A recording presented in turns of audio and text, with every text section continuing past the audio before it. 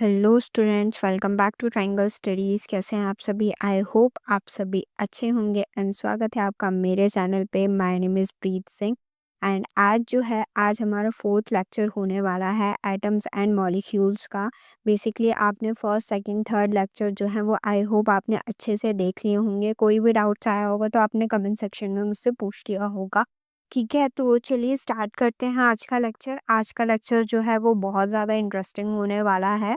Lecture number third and fourth lecture जो है वो बहुत ज़्यादा इजी हैं अगर आपने पूरा ध्यान से फोकस से पूरी वीडियो लेक्चर को देखा होगा तो। ठीक है, सेकंड लेक्चर जो है वो काफ़ी सारे बच्चों को टफ लग सकता है, तो उसको प्लीज़ एक बार रीवॉच कर लीजिएगा, एक बार दोबारा से वॉच कर लीजिएगा। ठीक है, एंड कोई भी डाउट्स निकले तो आप कमेंट सेक्शन में मुझसे पूछ सकते हैं। ठीक है, जो बाद में मेरा लेक्चर देख रहे होंगे उन लोगों के लिए मैं बोल रही हूँ। तो चलिए स्टार्ट करते हैं। एंड आपके पेपर में ज़्यादा टाइम नहीं बच गया है तो प्लीज़ डेली लेक्चर आ रहे हैं तो उसको डेली देखिए एंड डेली उसका रिवीजन करके ख़त्म करिएगा। क्योंकि देखो, आप जितना ज़्यादा पेंडिंग में अपना वर्क रखते जाओगे तो उतनी ही चीज़ें आपके पेंडिंग में होती जाएंगी और अब तो बेसिकली टाइम ही नहीं बचा है। तो 1 महीना रह गया है, ठीक है?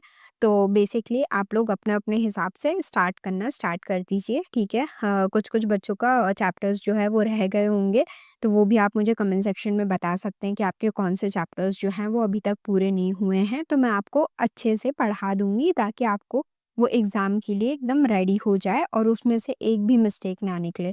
तो चलिए स्टार्ट करते हैं आज का लेक्चर। चलिए स्टार्ट करते हैं। तो हमने पिछले लेक्चर्स में काफ़ी सारी चीज़ें जो हैं वो ख़त्म कर ली थी, ठीक है? एटॉमिसिटी वगैरह, मॉलिक्यूल्स के बारे में, molecules of element, molecules of compound, atomic mass, ये सब हमने बेसिकली पूरा पढ़ लिया था, ठीक है? आज हमें पढ़ना है क्या? मॉलिक्यूलर मास के बारे में। तो बेसिकली मॉलिक्यूलर मास क्या होता है? बेसिकली एटॉमिक मास जो हमने पढ़ा था, ठीक है?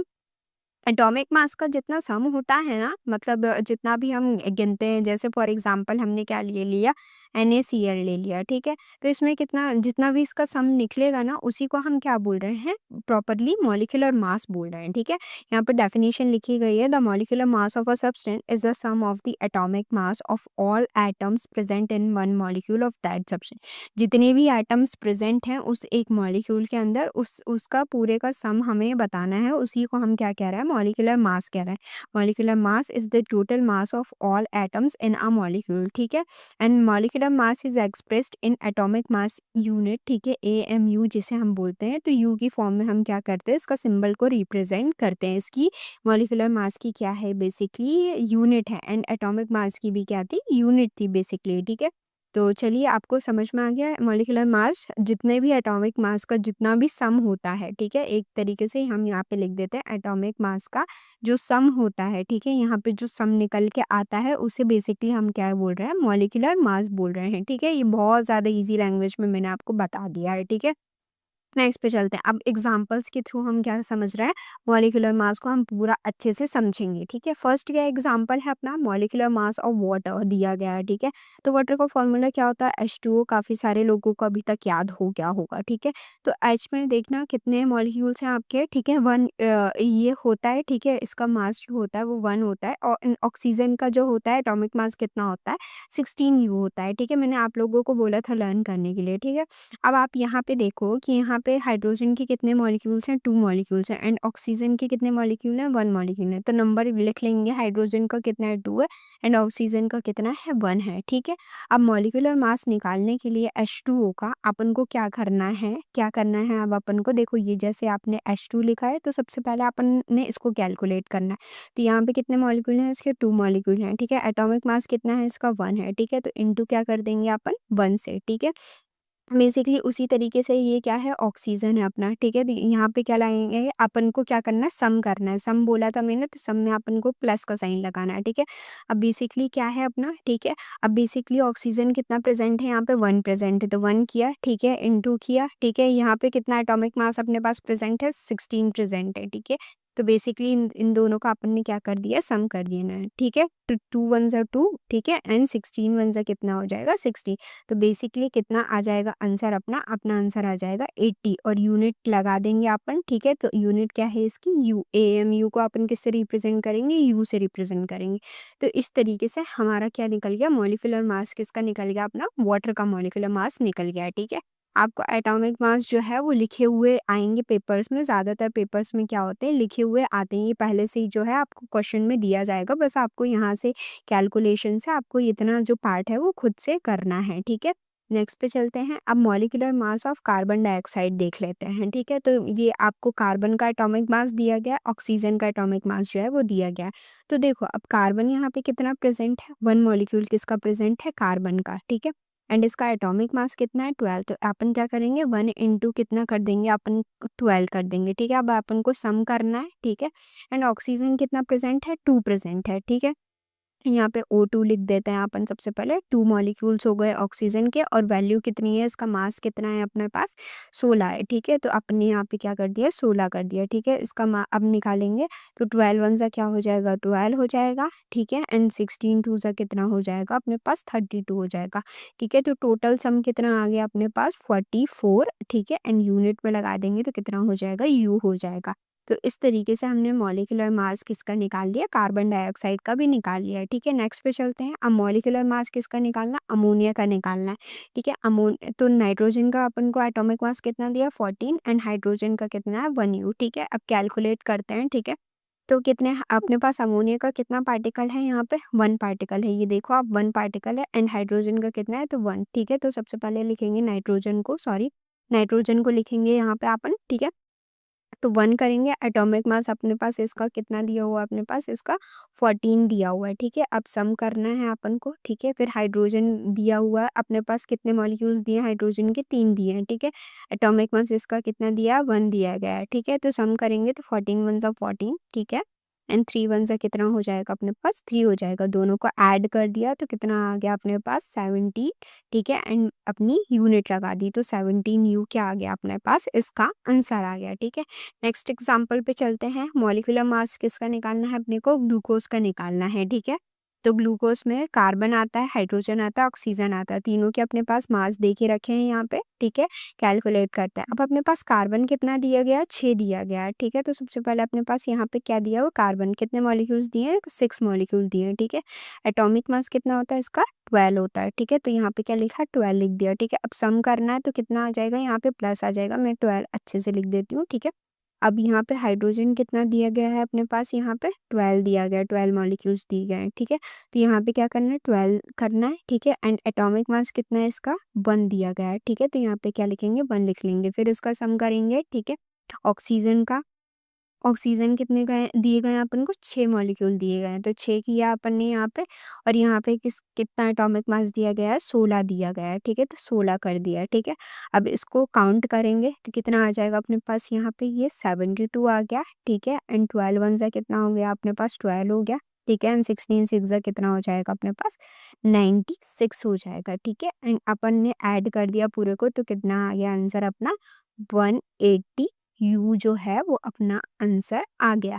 तो बेसिकली इसी तरीके से हमें सारे मॉलिक्यूलर मास निकालने, कुछ भी नहीं है आपको, एटॉमिक मासेस आपको दिए होंगे, ठीक है। फिर भी आपको 20 तक हमेशा याद होना चाहिए, सिंबल याद होना चाहिए, एटॉमिक नंबर याद होना चाहिए, एंड एटॉमिक मास जो है वो आपको अच्छे से याद होने चाहिए 20 तक, ठीक है। एंड बाकी आपको एटॉमिक मास जो है वो क्वेश्चन में दे के रखेंगे, ठीक है। एंड उससे आपको बस ये बेसिक सी कैलकुलेशन करनी है और आपका आंसर जो है वो आ जाएगा, ठीक है। नेक्स्ट पे चलते हैं, ये कुछ क्वेश्चंस जो है मैं आपके लिए प्रैक्टिस के लिए दे रही हूँ, ठीक है। कैलकुलेट करना है आपको मॉलिक्यूलर मास, ठीक है, H2 का, O2 का, क्लोरीन का एंड नाइट्रोजन का, ठीक है।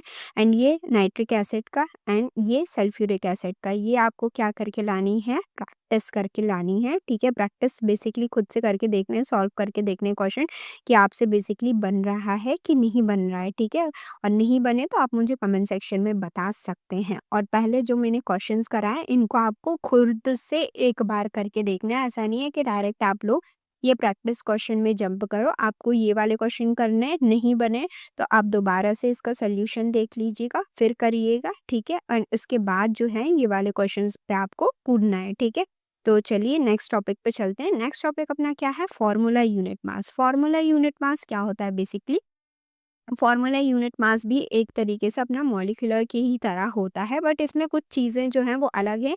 नहीं तो हम सारी चीज़ें मॉलिक्यूल्स में ही कवर कर लेते हैं, ठीक है। बट कुछ चीज़ें हम मॉलिक्यूल्स में कवर नहीं कर सकते, इसीलिए हमने यहाँ पे फार्मूला यूनिट मास बनाया गया है।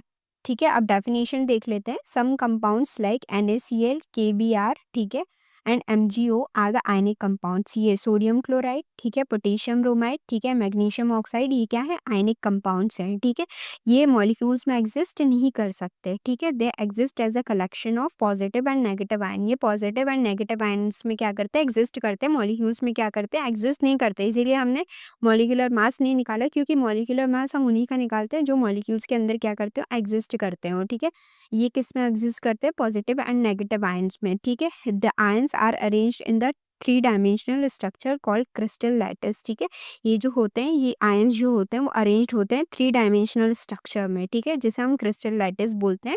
Since they don't have molecule, we can not use the term molecular mass. इनके पास जो है वो मॉलिक्यूल नहीं होता, इसीलिए हम इनको मॉलिक्यूलर मास के टर्म से नहीं बोलते। इसीलिए हमने यहाँ पे फॉर्मूला यूनिट मास जो है वो टर्म बनाया गया है। ठीक है, अब इसकी बेसिकली डेफिनेशन देख लेते हैं। The formula unit mass of a substance is the sum of the atomic mass of all the atom in the formula unit of an ionic compound. Basically आपको फॉर्मूला यूनिट मास जो है वो अच्छे से समझ में आ गया। फॉर्मूला यूनिट मास जो है, मास ऑफ अ सब्सटेंस, सम है किसका, एटॉमिक मास का। जैसे मॉलिक्यूलर मास जो था वो किसका सम था, एटॉमिक मास का। वो ये भी क्या है, सम है एटॉमिक मास का। ठीक है, चलो अब इसको देख लेते हैं कुछ एग्जाम्पल क्या है, formula unit mass of NaCl का, सोडियम क्लोराइड का। ठीक है, सबसे पहले तो यहाँ पे अपन को इसका एटॉमिक मास दिया गया है। ठीक है, नंबर ऑफ एटम, सोडियम में कितना है, यहाँ पे 1 है, एंड क्लोरीन में कितना है, यहाँ पे 1 है। कैलकुलेट करा सेम इसी तरीके से। सबसे पहले यहाँ पे अपन ने क्या रख लिया, सोडियम रख लिया। सोडियम के अंदर कितना मॉलिक्यूल है, 1 है। ठीक है, इसका एटॉमिक मास कितना दिया गया है अपन को, यहाँ पे 23 दिया गया है। ठीक है, यहाँ पे सम करना है अपन को एटॉमिक मासेस का। क्लोरीन कितना है, यहाँ पे अपने पास 1 है। ठीक है, अब अपने पास सम कितना दिया गया है, 35.5 दिया गया है। ठीक है, ऐड करेंगे तो कितना आ जाएगा, 58.5। ठीक है, इसको ऐड किया तो अपने पास कितना आ जाएगा, 58। ठीक है, 0.5 एंड यूनिट लगा देंगे यू अपने पास। ठीक है, तो बेसिकली मॉलिक्यूलर जैसे मास अपन ने फाइंड करा उसी तरीके से बस अपना ये भी फाइंड हो जाता है। नेक्स्ट पे चलते हैं। अब डिफरेंस देख लेते हैं, molecular mass and formula unit मास। क्यों, दोनों सेम तो हैं, सेम ही तरीके से हम कैलकुलेट कर रहे हैं, फिर भी हमने इन दोनों को क्यों अलग कर लिया, इसके बीच में डिफरेंस देख लेते हैं। ठीक है, ये यूज होता है कोवेलेंट कंपाउंड्स के लिए। ठीक है, एंड ये यूज होता है आयनिक कंपाउंड्स के लिए। ठीक है, कोवेलेंट कंपाउंड जैसे H2O हो गया, CO2 हो गया, अमोनिया हो गया। ठीक है, एंड आयनिक कंपाउंड्स जैसे NaCl हो गया, कैल्शियम कार्बोनेट हो गया, ठीक है, सोडियम सल्फेट हो गया। ठीक है, एंड ये जो इसकी बेसिक यूनिट क्या क्या होती है, मॉलिक्यूल होती है, और इसमें फॉर्मूला यूनिट मतलब आयंस होते हैं। ठीक है, एग्जिस्टेंट कैसे होते हैं, एग्जिस्ट एज अ मॉलिक्यूल, और ये exist as a ion in the crystal, crystal form में एग्जिस्ट करते हैं, और ये मॉलिक्यूल फॉर्म में क्या कर रहे हैं, एग्जिस्ट कर रहे हैं। नेक्स्ट पे चलते हैं। अब आयंस पढ़ लेते हैं। बेसिकली अभी तक आपने जितना भी पढ़ा, हमने ये मॉलिक्यूलर मास जो फॉर्मूला यूनिट मास, मॉलिक्यूलर मास, मॉलिक्यूलर मासेस के हमने 3-4 जो हैं ये एग्जांपल्स देखे। आप तक अभी तक आपको सब समझ में आया कि नहीं आया? अगर आया है तो प्लीज़ कमेंट सेक्शन में कमेंट कर दीजिएगा, यस दीदी आप हमें सब समझ में आ गया। ठीक है, और नहीं आया तो भी आप कमेंट कर सकते हैं मुझे। ठीक है, अब हम आयंस के बारे में पढ़ने वाले हैं। बेसिकली आयंस क्या होते हैं, अभी तक हमने फॉर्मूला यूनिट मास में पढ़ा है ना, ये इसके ऊपर चार्जेस आ रहे हैं। ठीक है, तो चार्जेस आ रहे हैं इस वजह से हमने आयनिक कंपाउंड्स कह रहे हैं हम इनको। ठीक है, तो अब बेसिकली इन्हीं के बारे में हम पढ़ते हैं कि चार्जेस आखिर आते कैसे हैं। ठीक है, कोई भी डाउट हो आप कमेंट सेक्शन में मुझे बता सकते हैं, एंड एक्सप्लेनेशन अच्छा लगा हो तो प्लीज़ वीडियो को लाइक करना मत भूलिएगा, सब्सक्राइब करना मत भूलिएगा, एंड अपने फ्रेंड्स के साथ शेयर करना मत भूलिएगा। एंड आप ये भी मुझे बता सकते हैं कि आपको नेक्स्ट चैप्टर जो है वो कौन सा चाहिए। ठीक है, तो आपके एग्ज़ाम से रिलेटेड, ठीक है, जो भी है, मतलब बहुत सारे बच्चों के बहुत सारे चैप्टर्स अब तक तो डन हो गए होंगे, फिर भी कुछ बच्चों के लास्ट में छूट जाते हैं, कोई इसमें दिक्कत वाली बात नहीं है। ठीक है, छोटे-छोटे तो चैप्टर होते हैं, 3-4 दिन में ही वो हो जाते हैं आराम से। तो आप लोग अगर मुझे बोलेंगे तो मैं करवा दूँगी, और आप लोग मुझे ये भी बता सकते हैं जैसे कि अभी मिनिमम जो है वो 25 मिनट्स टू 30 मिनट्स के अंदर का ही लेक्चर जो है वो मिनिमम आता है। ठीक है, तो आप लोग अगर मुझे बोलेंगे तो मैं आपको 1 घंटे का भी लेक्चर जो है वो प्रोवाइड कर दूँगी आपके अकॉर्डिंग। ठीक है, ताकि एक चैप्टर जो है वो 1 दिन 2 दिन के अंदर मिनिमम जो है वो ख़त्म हो जाए। अभी हम चैप्टर को आराम से 3-4 लेक्चर के अंदर क्या करते हैं, ख़त्म करते हैं, फिनिश करते हैं। ठीक है, ये जो है ये तो शायद मुझे 5 लेक्चर तक में शायद ख़त्म होगा, क्योंकि ये चैप्टर थोड़ा डिफ़िकल्ट है, तो इसलिए मैंने बहुत ज़्यादा आराम-आराम से समझाया है आपको। ठीक है, तो 5 लेक्चर हो जाएँगे इसके। बाकी आप मुझे बता सकते हैं कि आपको 1 घंटे का लेक्चर जो है वो चाहिए या आपको ऐसे ही छोटे-छोटे लेक्चर चाहिए। मेरा छोटे लेक्चर देने का यही वो था मोटिव कि आप लोग है ना साथ ही साथ क्या कर सकें, अपने दूसरे सब्जेक्ट्स पे भी फ़ोकस कर सकें। मैं तो ये पढ़ा रही हूँ आपको, उसके बाद आपको बस क्या करना है, रिवीज़न करना है, क्वेश्चंस देखने हैं कि प्रीवियस ईयर में कौन से क्वेश्चंस आए थे इससे रिलेटेड, उसको सॉल्व करना है, ठीक है? और उसके बाद आपको इसको रिवाइज़ करके और इसको रख देना, उसके बाद आप अपने दूसरे सब्जेक्ट्स पे अच्छे से फ़ोकस कर सकते हैं, ठीक है? तो इसीलिए मैं छोटे-छोटे वो दे रही हूँ, नहीं तो आप बड़े-बड़े लेक्चर्स देखते हैं, ठीक है? और उसके बाद वो पूरा लेक्चर, इतना बड़ा पूरा लेक्चर आपको दिखता है कि मतलब हमारे ये पूरे चैप्टर डन हो गया, तो फिर इस पूरे चैप्टर को करने में आपकी बैंड बज जाती है। तो इसीलिए हमने इसको पार्ट्स में ऐसे डिवाइड कर दिया, तो पार्ट्स जो हैं वह आप आसानी से ऐसे कहते हैं ना कि जैसे थाली में अपन ने क्या कर दी, 5 रोटी एक साथ रख दी, तो अब वो आपको 5 देखने में तो अच्छी लगती हैं, ठीक है? बट क्या होता है कि जब खाते हैं तो खाने में क्या हो जाती है, थकान हो जाती है, मतलब ऐसा लगता है कितना सारा खाना है, ठीक है? बट यहीं पे जब हम एक-एक रोटी करके मम्मी से बोलते हैं कि मम्मी 1 रोटी देना, 1 रोटी देना, तो हम 3-4 खा जाते हैं, ठीक है? 4 से ज़्यादा ही खा जाते हैं, हमें पता भी नहीं चलता हमने कितनी खा ली, ठीक है? और आराम से हम डाइजेस्ट भी कर लेते हैं। तो इसीलिए आप लोग जो है वो उसी तरीके से मुझे बता सकते हैं कि आपको कितने मिनट के जो हैं वो लेक्चर्स जो हैं वो चाहिए, ठीक है? तो बेसिकली अब अपने टॉपिक पे जो है वो वापस आते हैं। तो बेसिकली हम आयन्स के बारे में पढ़ रहे हैं। तो आयन्स होता क्या है?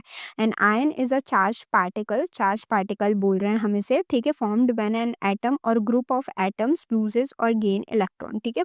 आयन वो होता है, फॉर एग्जाम्पल जैसे ये आपको दिख रहा होगा, कैल्शियम दिख रहा होगा, सी ए बना है ये, ठीक है? ए बड़ा बना देती हूँ, तो एक सेकेंड ये कैल्शियम में लिख देती हूँ। कैल्शियम आपको कुछ अपनी कॉपी बुक्स में कुछ इस तरीके से जो है वो दिखता होगा, ठीक है? इसके ऊपर आप देख रहे हैं बेसिकली टू प्लस का क्या बना हुआ है, इसके ऊपर चार्ज जो है वो प्रेजेंट है, ठीक है? तो आयन क्या होता है, एक चार्ज पार्टिकल होता है, ये चार्ज पार्टिकल दिख रहा है, फॉर्म्ड व्हेन एन एटम और ग्रुप ऑफ एटम और ग्रुप ऑफ एटम, यानी यहाँ पे कैल्शियम है तो यहाँ पे हम क्लोराइड भी कर सकते हैं, ऐसा कुछ नहीं है, ठीक है? लूज़ करता है और गेन करता है इलेक्ट्रॉन को। ये क्या कर रहा है, अपने इलेक्ट्रॉन को लूज़ भी कर सकता है, गेन भी कर सकता है, तो इसी को हम क्या बोल रहे हैं, बेसिकली आयन बोल रहे हैं, ठीक है? Atom want to achieve a stable electronic configuration. Atom क्या है, जैसे फॉर एग्जांपल मान लो यहाँ पे हमने क्या ले लिया, ये इलेक्ट्रॉनिक कॉन्फ़िगरेशन लिखा 2 8, ठीक है? N1 ये किसका इलेक्ट्रॉनिक कॉन्फ़िगरेशन है, बेसिकली सोडियम का इलेक्ट्रॉनिक कॉन्फ़िगरेशन। इसका नंबर क्या होता है, अपना 11 होता है, ठीक है? तो इसने इसने अपना इलेक्ट्रॉनिक कॉन्फ़िगरेशन लिखा तो 2 8 और 1, ठीक है? बट ये जो है वो अनस्टेबल है, ठीक है? इसको स्टेबल होना है, तो ये क्या करेगा, अपना एक इलेक्ट्रॉन जो है वो लूज़ कर देगा, ठीक है? तो एक इलेक्ट्रॉन जब ये लूज़ करेगा तो इसके ऊपर कैसा साइन आ जाएगा, पॉजिटिव का साइन आ जाएगा, यानी +1 का साइन जो है वो आ जाएगा, बट 1 नहीं लिखते तो प्लस का साइन भी जो है वो चलेगा, ठीक है? तो इसको ही हम क्या कहते हैं, लूज़ करना या गेन करना इलेक्ट्रॉन को, ठीक है? यहाँ पे लिखा है they want to have 8 electron in the outermost shell, सबको अपने आउटरमोस्ट शेल पे 8 इलेक्ट्रॉन्स चाहिए होता है, एक्सेप्ट हीलियम। हीलियम जो है, हीलियम का एटॉमिक नंबर कितना होता है, 2 होता है, तो उसे नहीं चाहिए होता है, बाकी सबको जो है वो लास्ट शेल में जो है वो 8 इलेक्ट्रॉन चाहिए होता है, ठीक है? This is called octet rule, ठीक है? इसे हम क्या बोल रहे हैं, ऑक्टेट रूल बोल रहे हैं। एटम्स आइदर लूज़ और गेन इलेक्ट्रॉन, ठीक है? When they do this they become electrical charge called ion, ठीक है? जब वो ऐसा करते हैं तो इलेक्ट्रिकल चार्ज उनके ऊपर क्या होता है, प्रेजेंट होते हैं, इसी को हम क्या बोल रहे हैं, बेसिकली आयंस बोल रहे हैं उस इलेक्ट्रिकल चार्ज को, ठीक है? तो आयंस जो हैं बेसिकली कितने टाइप के होते हैं, 2 टाइप्स के होते हैं, एक में हम क्या करते हैं, लूज करते हैं, एक में गेन करते हैं। तो एक को हम क्या बोलते हैं, पॉजिटिव आयन, एक को क्या बोलते हैं, नेगेटिव आयन। तो पॉजिटिव आयन को हम बेसिकली क्या बोलते हैं, कैटायन बोलते हैं। हम पॉजिटिव को क्या करते हैं, पहले पढ़ते हैं, ठीक है? तो पॉजिटिव में क्या है, a cation is a positively charge, इसे हम क्या बोल रहे हैं, पॉजिटिवली चार्ज बोल रहे हैं, ठीक है? Formed when an atom lose one और मोर इलेक्ट्रॉन। इसमें क्या होता है, देखो इसमें क्या करता है, एटम जो है एक तरीके से, जैसे यहाँ पे हमने कैल्शियम की बात कर ली, ठीक है? कैल्शियम क्या कर रहा है, यहाँ पे अपने इलेक्ट्रॉन्स जो है वो बेसिकली क्या कर रहा है, लूज कर रहा है, ठीक है? लूज कर रहे हैं यानी एक दूसरे एटम को, फॉर एग्जांपल यहाँ पे क्लोरीन है, ठीक है? क्लोरीन को इसने अपने जो ये यहाँ पे मतलब उसने कितने लूज करे हैं, यहाँ पे देखो कैल्शियम का हम वो लिख लेते हैं, ठीक है? का कितना होता है, 2 8 8 इलेक्ट्रॉनिक कॉन्फ़िगरेशन एंड 2, ठीक है? तो इसने क्या कर दिया, लास्ट में अपन को आउटर में कितना चाहिए रहता है, 8 चाहिए रहता है, ठीक है? तो इसके पास यहाँ पे 2 एक्स्ट्रा है, इसको स्टेबल होने के लिए इस 2 को हटाना है, ठीक है? तो इसने 2 जो है वो क्लोरीन मांग रहा था कि दे दो, दे दो। ठीक है, तो इसने 2 अपना चार्ज जो है वो इस क्लोरीन को दे दिया, ठीक है। तो क्लोरीन के ऊपर जो है वो माइनस साइन आ जाएगा, 2 माइनस, ठीक है। एंड कैल्शियम के ऊपर कैसा आ जाएगा, +2 का, कि इसने अपना 2 दे दिया और ये कैसा हो गया, खुद स्टेबल हो गया, और इसने क्लोरीन को भी दे दिया तो क्लोरीन भी क्या हो गया, स्टेबल हो गया। इस तरीके से ये वर्क करता है। आई होप आपको समझ में आ रहा होगा। नहीं समझ में आया तो प्लीज़ एक बार यही चीज़ जो अभी मैंने बोली इसको रिवाइंड करके देखिएगा, ठीक है। अभी खैर हम एग्जाम्पल से फिर से समझ लेंगे इसको, ठीक है। फॉर्म बाय लूजिंग इलेक्ट्रॉन से ये बनता है। इसके पास पॉजिटिव चार्ज होता है, लूज तो करता है पर इसके ऊपर आ कैसे जाता है, पॉजिटिव चार्ज, ठीक है। जैसे हमने कोई चीज़ जो है वो दान में दी, ठीक है, तो हमें कितना अच्छा लगता है, मतलब हम कोई न्यू क्लोथ्स लेके आए, ठीक है, फिर हमने किसी को दे दी, ठीक है, तो हमें क्या अपने अंदर बहुत ज़्यादा सेटिस्फेक्शन होता है ना, तो सेटिस्फेक्शन के लिए तो मैं इस तरीके से याद रखती हूँ, इसीलिए इसके ऊपर कैसा साइन आ गया, पॉजिटिव का साइन आ गया। बट किसी ने कोई चीज़ जो है वो ली, बट उसको है ना, क्या कहते हैं, थोड़ा-सा मन में गिल्ट होता है कि हमने क्यों ले ली ये चीज़, ठीक है। मतलब कोई काम की चीज़ नहीं थी बट सामने वाला दे रहा था तो इसने फिर जानबूझकर क्या कर ली, रख ली कि चलो हम रख लेते हैं। तो उसको क्या हो गया, थोड़ा गिल्ट हो गया कि नहीं मैं छोटा बन गया सब लोगों के सामने, मुझे नहीं रखनी थी वो चीज़ें, तो इसीलिए वो उसके ऊपर नेगेटिव साइन आता है। ये मेरा याद रखने का तरीका है, ठीक है। आप लोग ऐसे याद रखना चाहें तो याद रख सकते हैं, नहीं तो अपनी जो भी ट्रिक बनानी हो तो आप बना सकते हैं, ठीक है। जनरली ऐसा कौन करते हैं, मेटल्स करते हैं, ठीक है। पॉजिटिव साइन आता है, जैसे यहाँ पे सोडियम हो गया, क्लोरीन हो गया, एल्यूमिनियम हो गया, the number of plus sign is equals to number of electron loss, ठीक है।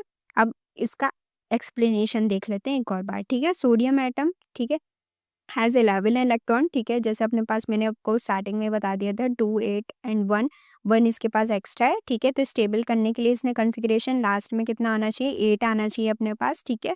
तो इसने अपना एक इलेक्ट्रॉन जो है वो किसी और को दे दिया, ठीक है। पहले इसके पास 11 प्रोटॉन्स थे। अब देखो प्रोटॉन क्या होते हैं, पॉजिटिव, जिनके पास पॉजिटिव होता है, एंड इलेक्ट्रॉन्स क्या होते हैं, जिनके पास नेगेटिव चार्ज होता है। तो पहले ये कितने इलेक्ट्रॉन्स थे इसके पास, 8, सॉरी क्या थे इसके पास पहले क्या थे, 8 जो है, हम इलेक्ट्रॉन अभी बोल रहे हैं इसको, ठीक है।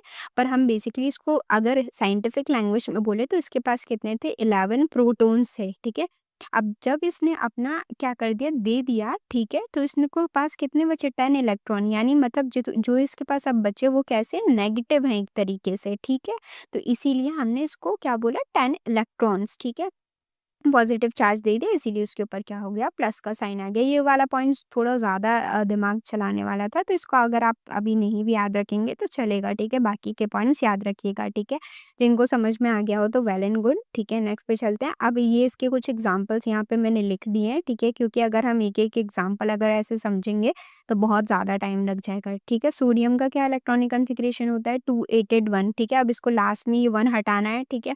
तो उसके पास कैसा साइन आ गया, पॉजिटिव का साइन, +1 चार्ज इसने क्या किया दिया, दे दिया, अपना डोनेट कर दिया। इसी तरीके से मैग्नीशियम के लास्ट में कितना आ रहा है, 2 आ रहा है, ठीक है। ये 8 नहीं, सॉरी, बेसिकली यहाँ पे सिर्फ हम 2 लेंगे, ठीक है। 2 इलेक्ट्रॉन आ रहा है, ठीक है। तो इसके पास कितना साइन आ गया, Mg2+, ठीक है। 2 उसने चार्ज जो है अपना डोनेट कर दिया। इसी तरीके से एल्यूमिनियम के लास्ट में कितना आ रहा है, 3 आ रहा है। कैल्शियम के लास्ट में कितना आ रहा है, 2 आ रहा है, ठीक है। पोटेशियम के लास्ट में कितना आ रहा है, 1 आ रहा है। तो इन लोगों ने अपना अपना इलेक्ट्रॉन दे दिया एंड इनके पास जो है वो चार्ज आ गया। एल्यूमिनियम के पास C+ आ गया, कैल्शियम के पास 2+ आ गया एंड पोटेशियम के पास K+ आ गया, ठीक है। तो ये सारे किसके एग्जाम्पल्स हो गए, कैटायंस के एग्जाम्पल। कैट माने क्या होता है, पॉजिटिव होता है, ठीक है। नेक्स्ट पे चलते हैं, एनायंस। एनायंस क्या होता है, नेगेटिव आयन, ठीक है। नेगेटिव आयन होता है, negative charge ion formed when an atom gain और मोर इलेक्ट्रॉन। क्या कर रहा है, देखो जैसे हमने बोला है ना कि सोडियम ने अपना क्या दिया, ठीक है। सोडियम ने अपना एक इलेक्ट्रॉन जो है वो लूज कर दिया, ठीक है। एंड वहीं पे क्लोरीन बैठा था, क्लोरीन ने उसको क्या कर लिया, ले लिया। तो ले लिया तो क्या बोलेंगे, उसके पास माइनस साइन आ गया। उसने लिया है एक चीज, उसके पास आई है, ठीक है, बट उसके पास साइन कैसा आ रहा है, नेगेटिव आ रहा है, क्योंकि उसने किसी से छीन के लिया है, तो उसके ऊपर कैसा नेगेटिव साइन आ गया, ठीक है। फॉर्म्ड बाय गेनिंग इलेक्ट्रॉन, ठीक है, हैव नेगेटिव चार्ज। जनरली ऐसा कौन करते हैं, नॉन मेटल्स करते हैं। क्लोरीन हो गया, ऑक्सीजन हो गया, नाइट्रोजन हो गया, ठीक है। Minus sign is equals to number of gained electron, ठीक है। क्लोरीन के पास जो है वो 17 इलेक्ट्रॉन्स थे, ठीक है, 2 8 8 7। अब इसको एक ही इलेक्ट्रॉन चाहिए ताकि यहाँ पे क्या हो जाए, 8 आ जाए, ठीक है।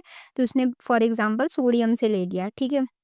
तो इसके पास कितना हो गया, 8 इलेक्ट्रॉन हो गया। अब देखो यहाँ पे तुम ये भी पूछ सकते हो कि ये जो है 7 के 7 किसी को देगा ना, तो मतलब 7 क्यों नहीं दे सकते, यहाँ पे 7 को हम खाली कर देते हैं। तो देखो बेसिक सी बात है, जब नंबर क्या होता है जैसे यहाँ पे देखो फॉर एग्ज़ाम्पल हमारे पास यहाँ पे क्या है 2 है, 2 है तो हमने किसी को दिया तो इससे ज़्यादा इफ़ेक्ट नहीं पड़ा, 1 है तो दिया तो ज़्यादा इफ़ेक्ट नहीं पड़ा, 3 है तो दिया तो ज़्यादा इफ़ेक्ट नहीं पड़ा। बट ये जब जैसे-जैसे नंबर जो है वो बढ़ते जाते हैं तो हम इसको स्टेबल करने की कोशिश करते हैं। तो 7 है तो अगर हम किसी से 1 ले लेंगे तो ये क्या हो जाएगा 8 हो जाएगा। बट अगर हम किसी को देंगे तो हमें अपने 7 इलेक्ट्रॉन्स जो है वो देने पड़ेंगे, तो इससे क्या हो जाएगा बहुत ज़्यादा लॉस हो जाएगा। इस वजह से हमने क्या है किया है किसी से लिया है, ठीक है? तो इसके पास क्या हो गए 18 इलेक्ट्रॉन हो गए, -1 चार्ज जो है इसके ऊपर आ गया, ठीक है? तो माइनस का साइन इसके ऊपर आ गया, 1 इलेक्ट्रॉन लिया तो माइनस का साइन इसके ऊपर आ गया, ठीक है? ये इसके भी कुछ एग्ज़ाम्पल्स हैं, ठीक है? इसके एग्ज़ाम्पल्स हैं, ये किसके हैं?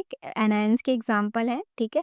तो फॉर एग्ज़ाम्पल फ्लोरीन, फ्लोरीन ने क्या किया है, 1 इलेक्ट्रॉन किसी से लिया है, तो इसके पास क्या हो गया, ये 8 हो गया, ठीक है? 1 इलेक्ट्रॉन लिया तो इसके ऊपर -1 का चार्ज आ गया, ठीक है? ऑक्सीजन के पास क्या है, देखो यहाँ पे 6 है, तो इसको कितने इलेक्ट्रॉन और चाहिए? 2 चाहिए, ठीक है? तो कितना बन जाएगा, ये 8 बन जाएगा, ठीक है? तो इसने इसके ऊपर कितना साइन आ गया O2 माइनस का साइन आ गया। नाइट्रोजन के ऊपर कितना आ गया 3 3 इलेक्ट्रॉन चाहिए इसको और तो ये कितना बन जाएगा 8 बन जाएगा, ठीक है। 7 है तो कितना है चाहिए 8 चाहिए, ठीक है। तो 1 चाहिए तो 8 इलेक्ट्रॉन बन जाएगा। 6 है तो कितना चाहिए 2 चाहिए तो 8 इलेक्ट्रॉन हो जाएगा। इस तरीके से जो है वो अपने एनायंस भी खत्म हो जाएंगे। ध्यान रखिएगा, ठीक है, कि कैट क्या मतलब क्या होता है। कैट में हमें क्या करना है पॉजिटिव साइन ध्यान रखना है एंड एन में क्या ध्यान रखना है हमें, ठीक है, नेगेटिव साइन ध्यान रखना है, ठीक है। ये पॉइंट जो है वो बहुत ज़्यादा इंपॉर्टेंट है, ध्यान रखिएगा आप लोग, ठीक है। अब ये है types of ion based on the number of atoms, ये हम नेक्स्ट क्लास में पढ़ेंगे। तब तक के लिए अगर अगर आपको आज का लेक्चर अगर अच्छा लगा हो तो प्लीज़ वीडियो को लाइक करना मत भूलिएगा एंड चैनल को सब्सक्राइब करना मत भूलिएगा एंड मिलते हैं नेक्स्ट लेक्चर में। तब तक के लिए बाय बाय एंड रिवाइज करना बिल्कुल मत भूलिएगा। मिलते हैं नेक्स्ट लेक्चर में।